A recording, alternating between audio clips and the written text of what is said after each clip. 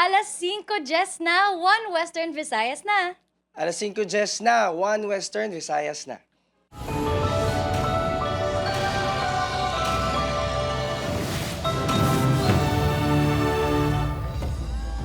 Mga balitang atong tutukan subong nga Lunes, pila ka aksidente sa dalan nagluntad sa syudad ka probinsya sa Iloilo, 4 ka persona patay.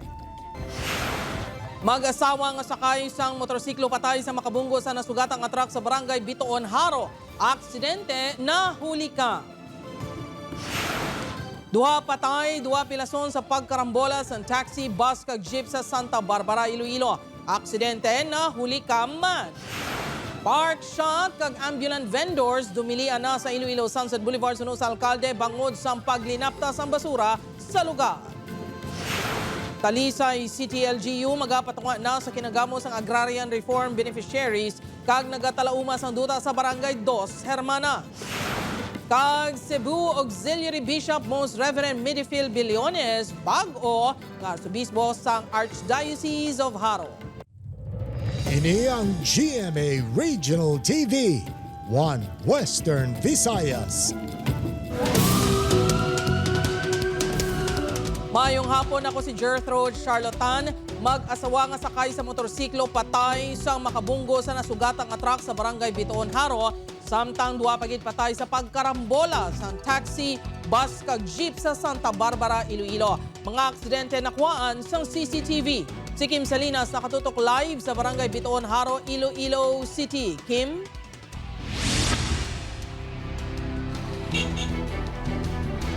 Jert, nagresulta sa pagkautas ng 4 kakabuhi ang magkatuhay nga aksidente sa dalan nga nagluntad sa distrito sang Haro kag Banwa sang Santa Barbara. Makitaan sa sining nga CCTV video ang paglabay sang isa ka truck sa kurbadahon nga dalan sa barangay Bitoon, Haro, Iloilo City. Pasado las 5:30 sang hapon sang Sabado, Pebrero 1. Mation-tion, golpeada lang nga ng agaw sang linya ang motorsiklo kag nagbunggo sa truck. Ginkilala ang driver sa motorsiklo nga si Christopher Gulanes, 50 anyos, sa barangay Cubay, Haro. Ang kasini, ang 48 anyos sining asawa nga si Salve. Lunsay ginbawian sa kabuhi ang mag-asawa samtang ginabulong sa ospital. Apisar nga nakasuksok man ang mga ini sang helmet. Patal nga pila sa ulo ang naangkon sang duwa. Milagro naman nga nakaluwas ang 5 katuig nga apo sang mag-asawa nga ila na patungan sa motorsiklo sang magluntad ang aksidente. Padayon ini nga ginabulong sa ospital. Suno sa iloy ni Salve, halin sa isa ka beach resort sa barangay Kamangay, Leganes ang yapata kag umagad bangod nagtambong sa isa ka pagtililipon. Hindi sa gihapon makapati ang iloy ni Salve sa natabo. Sa piyak ang kinabuhi, kung mangyapon sila, pinalanggaday, mangyapon sila nga duwa. Sa nila na makaduyo, katambiupon gina sila nga duwa. Temporaryo nga ginkusteriya sang kapulisan ng truck driver nga si alias Laser, 30 anyos, apang ginrelease man matapos nag-areglohan ay ang magtimbang nga kampo. Hindi kita maka-aristo sang driver kay tiara saya sa iya right of way sang natabong aksidente.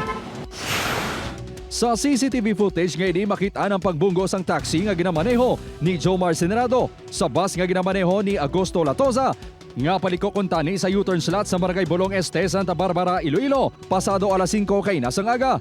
Bangod sang pagbunggo sang taxi, nagabante ang bus kag nasagaid ang nagapadulong nga di pasahero nga jeep nga may biyahe ni Way Iloilo nga ginamaneho ni Ryan Gandiola. Resulta, nagtabog sa dalan ang pasahero nga si Jeric Huyo, 29 anyos nga nagakabit sa jeep. Bangod sa natabo, napatay ang biktima.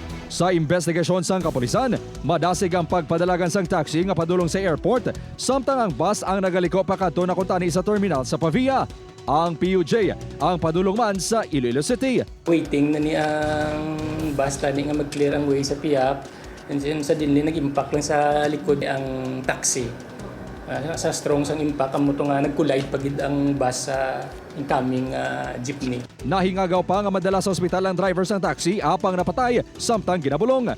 Pilaso naman ang 2 ka mga pasahero sang jeep nga ginabulong pa sa ospital. Sunod sa bus driver, naghatag ini sa lugar sa nagapadulong nga jeep apang nakibot na lang ini sang naglinagapok na ang likod sang bus. Nagpundo pa ko kagin clear ko ang sa right side ko nga ko. Kasi siya ang nagapadulong, tawaan ko sa giboy. Kaso lang kibot lang ko lumagpok sa likod. Di ka dapat ako preno, pero sa grabe nga impact, mapabante ang truck. Tamo itong na kanya ko sa ulo pagid. Suno sa driver sang jeep, wala ini naglaom nga maabante ang bus kag matamog ang nagakabit sini nga pasahero. Kita ko mga nagdalag mo. Diretso tagan pagdala nga na nagabante truck na. Ginkustodiya sang kapulisan ang duwa ka mga driver samtang ginahulat ang desisyon sang pamilya sang mga napatay. Jert, liwat-liwat nga ginapahanumdum sang Traffic Enforcement Unit sang ICPO sa mga motorista nga sigurohon nga yara sa kondisyon ang salakyan na kagpatiman ang kaugalingon antes magbiyahe agud malikawan ang kasubong nga makahalanusbo nga aksidente. Jert? Madam Gid, nga salamat sa detalye. Kapuso Kim Salinas. Mga kapuso, Iloilo City LGU hugot nga ipatuman ang pagsulundan sa Sunset Boulevard kasunod sa paglaptas ang basura kag wala regulasyon nga aktibidad. Park shot kag vendors nga wala sang permit dumilian na sugod-subong nga adlaw. Ini ang gintutukan ni Kim Salinas. Istrikto nga ipatuman sang Iloilo City Government ang anti-littering ordinance kag curfew for minors sa bago bukas nga Sunset Boulevard. Ini matapos nga nadismaya ang alkalde sa irresponsable nga pagaboy sang basura sa lugar kung sariin makit-an ang mga botelya sa makahulubog ilimnon. Sumugod subong adlaw, dumilian na sang LGU ang park shot sa lugar. Hindi man pagpahanugutan ang mga vendors nga wala sang sanitary permit. Kung inom ka, ang resultada, aksidente. No? I do not want that to happen. Pabutangan nila da breath analyzer. No? Nagsugod naman pang dakop ang LGU sa mga layaw nga ido sa Sunset Boulevard. Ang gindakop nga maido ang mahimo makuha sa mga tagiya sa dog pound sang syudad. Ay, kita da magdala sila pagkaon ka mga pungkoda, may dala sila na mesa. Pero itong niya hindi pwede. Kagabi, nagpatigayon sang rekorida ang LGU sa pagpahanumdom sa nagabisita sa lugar. Ano pa nga, paano sa ninyo nga mga basura, maliyog ang sulod sa plastic. Suno sa pila ka mga Ilonggo, ang nagakatabo sa Sunset Boulevard ang makaguba sa imahin sa syudad sang Iloilo. Pitagidyaw na wala dapat kay hindi na magambos hindi kung ang tao mayo. Palihog hindi makamahabilin sa basura ninyo diri para ini sa aton tanan. Kuhaan lang nyo, dala ka mo sa plastic bag, garbage bag kung magkato ka mo diri. Kahapon, masobra 2 ka tonelada sa basura ang nakolekta sang Iloilo City General Services Office sa Boulevard. Nagpahamtang nasa masobra 20 ka mga trash bins sa kada 200 metro sa lugar. Plano sang city government nga i-relocate man ang mga residente nga nagapuyo malapit sa lugar nga nakabig informal settlers. Suno sa alkalde sang syudad, nakumpleto na ang opisyal nga turnover sang Sunset Boulevard sa LGU. Sa palaabuton nga session sang Iloilo City Council, mag-request lang ang alkalde sang otoridad sa konseho sa pagpirma sa mga dokumento sang turnover. Upod kay Romel Porquia, Kim Salinas. 1 Western Visayas. Gobyerno na talana nga magdeklarar sang food security emergency sa pungsod bangod sa padayon nga pagtaas ang presyo sang bugas. NFA magapangbakal sang humay nga maani sa mga mangunguma. Si Zen Kilantang Sasa nakatuto.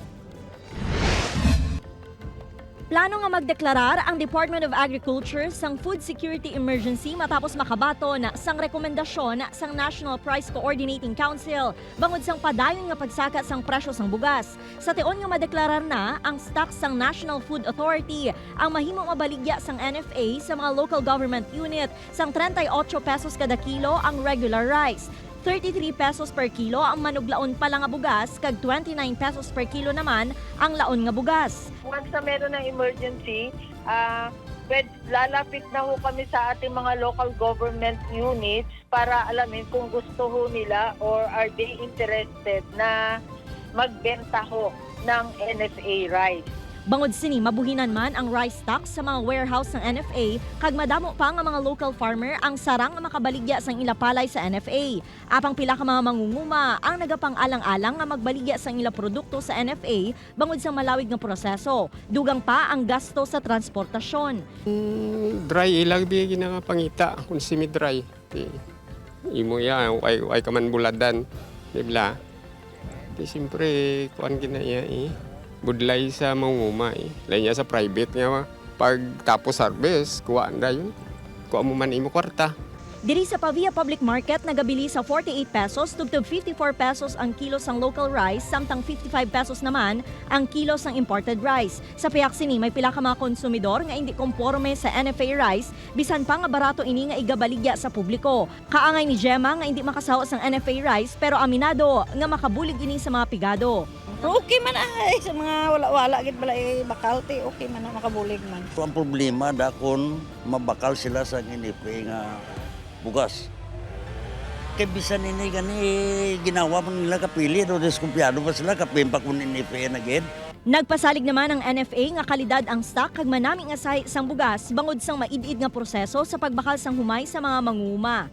We qualify ho yung ating mga palay na binibili sa ating mga farmers para at the end of the day, pag milled rice na ho to, maganda ho siya. Nagalibot na subong ang NFA 6 sa mga probinsya sa Western Visayas agud kumbensihon ang mga LGU nga magbakal sang NFA rice nga igabaligya sa mga konsumidor sa mas barato nga presyo. Upod kay Cirilo Randuque, Zen Kinantang Sasa. One Western Visayas. Para sa dugang nga mga balita sa Bacolod City kag pila ka lugar sa Western Visayas, mangin kaupod ta si Adrian Prietos. Adrian? Yes, Jert, mga kapuso, madamo gid nga salamat.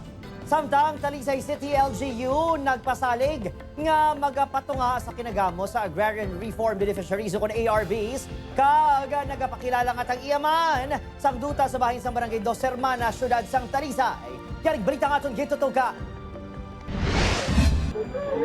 Sa tinalikdan niya January 22, nakuha sang video ang tensyon sa tunga sa mga residente sang Barangay Dos Hermanas, Talisay City, kag Guardia, yung in-hire sang nag-aarendo sang duta. Ginaligar sa pila ka mga residente nga ginharas sila sa isa sa mga gwardya.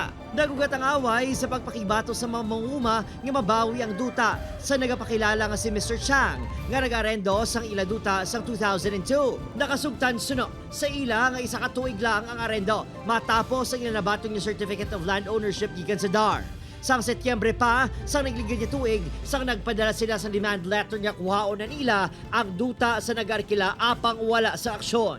Sa official statement sang alkalde, nagpasalig ini nga magpatuang LGU agud maresolba ang isyu. Sa tinalikdan niya January 31, liwat nga nagluntad ang tensyon. Nakuhaan man sa video ang pagpanaya kag pagpalupok sang pusil sa isa sa mga gwardya sa pareho nga lugar. Ginapanginwala naman sang security agency nga nagabantay sa lugar nga kaupod nila ang gwardya. Sunod naman sa alkalde, ginapatutukan na sini sa kapulisan ang pagpangita sa lalaki nga kilala kay Jose Alonzaga, residente man sang Talisay City. Sa pulo, nasang LGU ang may involbadong Agrarian Reform Beneficiaries kag ang mga negosyante nga nagapakilala may poder sa duta. Ginpadulungan sa news team ang talatapan sa Department of Agrarian Reform Negros Occidental. Nagatubang sa news team ang opisyal sa talatapan apang nagpaiway ini nga magpa-record sa impormasyon nga ginhatag sa news team. Sa baylo, ginpasalig sini ginitutukan sa departamento ang nagakatabo sa lugar na napanawagan ni ipaluntad sa magtimbang nga bahin ang kalinong. Straight ko, I hope man sa ila man both parties na marisolbar man nila sa legal na proseso. Kaya ang LGU yaway na maladaya hands nga tipuchin mo, no? Dapat makatugin niya sa korte. Opo, Kiril Casillo, Adrian Prietos, One Western Visayas.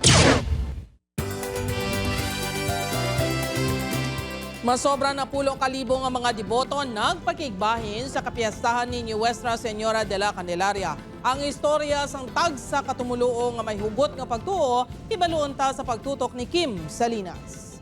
Nuestra Señora de Candelaria, may dala siya na suga. Si Kristo ang kapawa sa kalibutan. Kung amo sina, may pag-asa pa. Ang ini nga mga tinaga halin kay Most Reverend Medifil Billones sa iya homilia sa misa kahapon, nagtudukid sa tagipusoon. Hindi lang sa mga Ilonggo, kundi sa mga tumuluo nga halin pa sa nagkalain-lain nga lugar sa rehiyon nga nagapadulong sa National Shrine of Our Lady of the Candles sa Haro Metropolitan Cathedral kada Pebrero 2. Ang tagsa-tagsa, may kaugalingon nga istorya nga may hugot nga pagtuo agud ba pamatian ang ila pangamuyo. Ini ang nagaserbe nila nga kusog nga sa piyak sang tuman niya kabudlay kag kainit sang panahon. Ila iniginantos para magpila kag makasaka sa balkonahe sang katedral. Sa diin, napahamtang ang imahen sang mahal nga Iloy. Si Sheila 2015 sang nagpadulong diri dala ang pangamuyo nga bugayan na ini sang anak. Subong, dala na niya ang iyang anak. Blessing. She give my baby. Nasaan sa ngayon? Eto. Si cute baby. Halin pa sa dao kapi si Shame kag ang iya pamilya. Panatan ng namin ni Mama. Yung feeling po na makasimba tsaka Madamo gid salamat sa paghatag po ng inyong aming panahon. devotion. Hingi ng tulong sa school para po sa kasi mag-graduate na din po. Simbolo naman sa mabakod niya debosyon kay Nanay Kande ang Perdon Candles. Si Godwin, naandan na nga magdala sang perdon sa ilabalay, magluwas sa pagsindi. Sa bahay, yung iba doon sa loob. Ang mga anak namin kanilang ano tawag doon?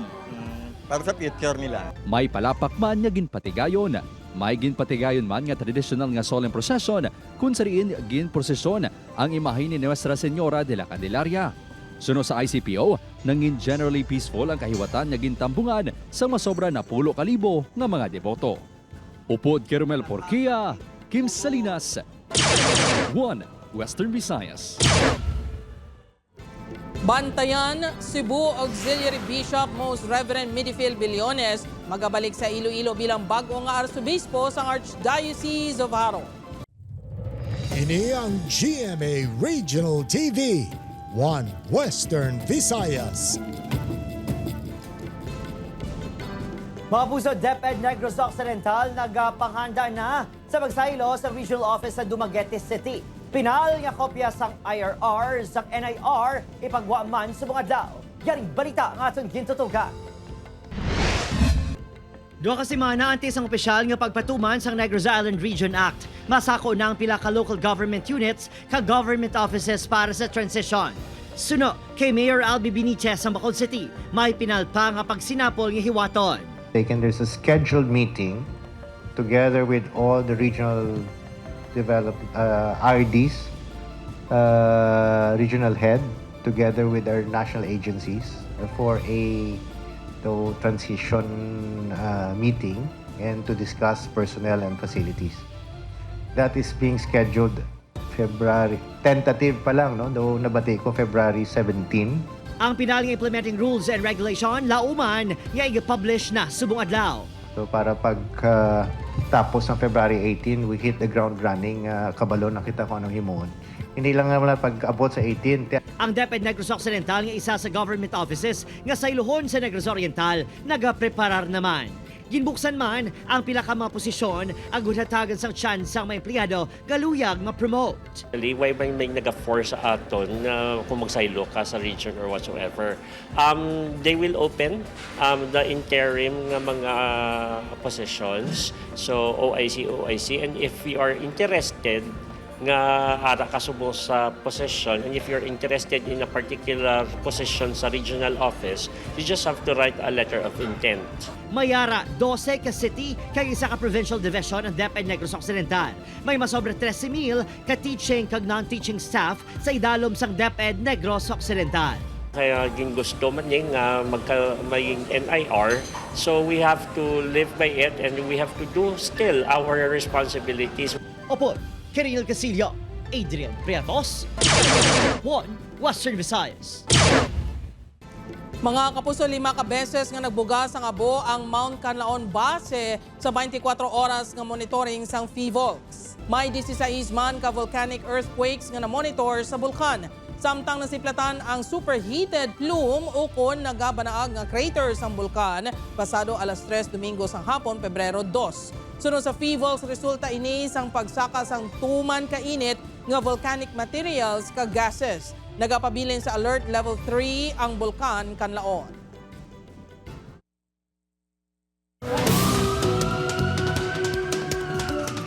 Rider patay matapos nag-counterflow sa Taytay kag nakabunggo sa truck sa barangay Bahe, San Julian, Kalinog, Iloilo. Sa investigasyon sa Kalinog MPS, pauli na kuntani si Jose Wedimar Lo nga driver sa motorsiklo sa Tapaz, Capiz. Sa makabunggo sa nasugatang nga truck nga may karga nga tubo nga ginamaneho ni Rene Limbog nga pakadto sa Pasay City. Bangon sang impact nakaangkon sang patal nga pila sa ulo ang biktima nga gintunaan sa iya kamatayon. Ginahulat pa ang desisyon sang pamilya kung magapasaka sang kaso batok sa truck driver. Dili siya nag-agi sa kuan sa iyasang truck nga right of way, nag-counterflow siya sa piyak sa left side sa motor. So mo nang nag-isangit ang kilid sa truck.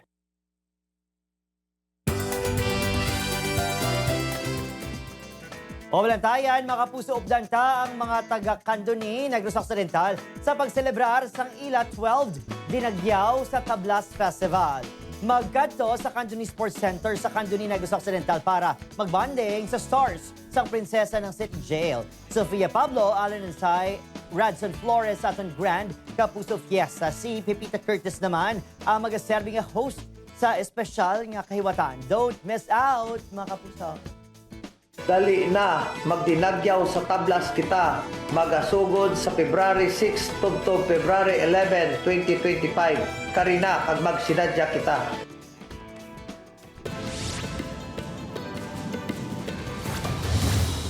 Ginpasakanas ang kaso ng frustrated murder si Chris Castro ang sospek sa pagtiro sa Anay Barangay Tanod sa Zone 3, Barangay San Juan, Molo. Daan yaligutaan ang motibo sa insidente bangod sa ginapahayag. Sang kapulisan niya ginbuyayaw sang biktima ang iloy sang sospek antes ang insidente. Si Castro ang may record man sang 2016 sa diin. Ginpasakaan siya sang kaso nga homicide. Samtang estable na ang kondisyon sang biktima nga nagaagom sang pilas sang pagkatiro sa ilok kag tiyan. Ginahulat na lang ang resulta sang autopsy sa bangkay ni Angel Brandon Salazar, 29 anyos, kang tubandok sang San Jose Antique, nga nasapuan sa Parola Warp sang tinalikdan niya simana. Ginpatigayon sang National Bureau of Investigation ang autopsy. Agud matubod ang gitunaan sa kamatayon sang biktima. Nagapadayon pang investigasyon sang kapulisan sa motibo kag sospek sa krimen. Dako pang isa ka high-value individual nga ginkilala kay alias RJ, 44 anyos kag residente sang Ungka, Haro, Iloilo City. Sa drug buy bust operation niya gipatigayon sang Pavia Police sa Barangay Baliao, Pavia, Iloilo. Naglabot sa 150 grams nga suspected shabu nga nagabalor sang 1,020,000 ang na-recover sang kapulisan sa suspect. Duha ka sibada nga gipaidalom sa monitoring ang subject nga isa ka delivery truck driver.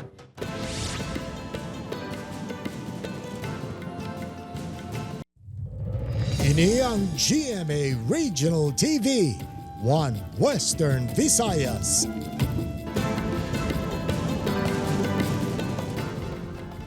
Good news sa ating mga kapusang motorista nga nagagamit sang diesel. Piso kag 15 centimos kada litro ang iganubo sini sa presyo. Ang kerosene ang maganubo man sang 90 centimos. Apang bad news sa mga nagagamit ng gasolina bangon magasaka sa 70 centimos kada litro ang presyo sini. Inibasa sa datos sa mga oil company. Buwas sa aga, February 4, igapatuman ng oil price adjustment. Mga Kapuso certified author na si Kapuso reporter host Nelson Canlas. Ginlaunch ni Nelson ang iyang unang libro nga si Migoy, ang Batang Tausog. Ginbida sa children's book ang kultura kapag kaon sa mga tausog. Inspired ang istorya kag mga imahen sa life story sang hobby ni Nelson nga si Chef Miggy Cabel Moreno nga isa ka advocate sa Mindanaoan cuisine. Sa book launch sini isang weekend, nagpatigayon sang reading session ng co-author kag sister-in-law ni Nelson nga si Dr. Maria Isabel Cabel Moreno Go. Nagdemo naman sang pagluto sang tausog dish si Chef Miggy.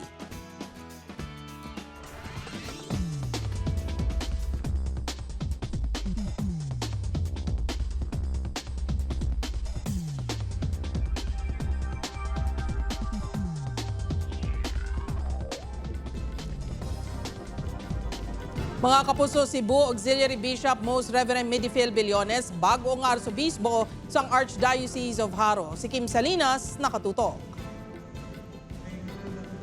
Ginhingadlan bilang bagong arsobispo sa Archdiocese of Haro si Cebu Auxiliary Bishop Most Reverend Midifil Billones kagabi, kadungan sa Pontifical Mass sa ginhiwat sa Haro Metropolitan Cathedral sa kapistahan ni Nuestra Señora de la Candelaria. Nagkonselebrar sa misa si Bishop Billones nga personal na batian ang anunsyo. Sunod sa direktor sang Social Communication sang Archdiocese, nakibot ini sa anunsyo, apang nalipay, bangod si Bishop Billones ang hindi nabago sa Archdiocese.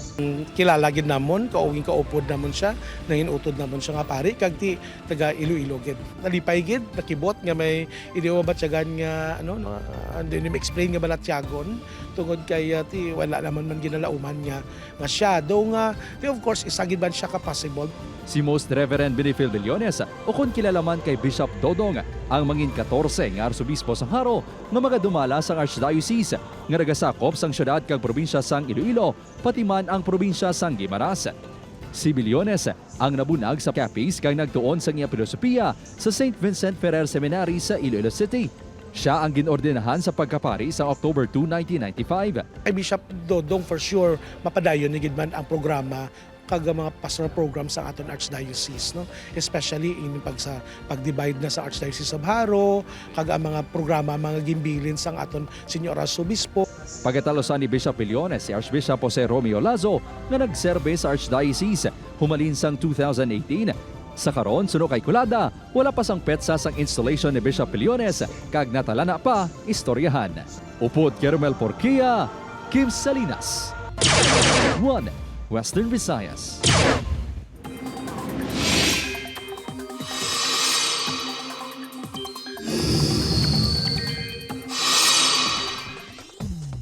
Mga puso, kumpara sa mga nagligan niya inadlaw, maghinay o kung naghinay ang amihan gani mabuhinan man ang kabugnaw sang tiyempo. Apak sunod sa pag-asa, posible nga may panibagong kahuyop sa amihan, subong nga si Mana bangod. Wala pa man natapos ang amihan season. Magluwas dira padayon man ang pagluntad sa easterlies ukon ang mainit nga hangin nagikan sa dagat Pasipiko. Base naman sa rainfall forecast ng Metro Weather, madubong chances ng ulan sa Western Visayas, magluwas na lang kung may localized thunderstorms. Posible man ang ulan sa nabilin nga bahin sa Pilipinas.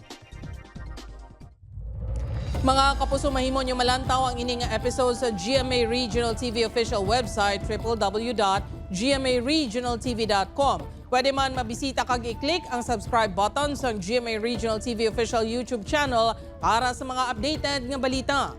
Sa atong mga kapuso diri sa Western Visayas, kag subong man sa atong mga kapuso abroad, madamo gid nga salamat sa pagtutok. Mag-isa kita kag hibaloon ng mga balita tungod local news matters. Ako si Gertrude Charlotan, ini ang 1 Western Visayas, bugos nga puwersa para sa mas dako nga misyon kag mas masangkad nga pagserbisyo sa pungso.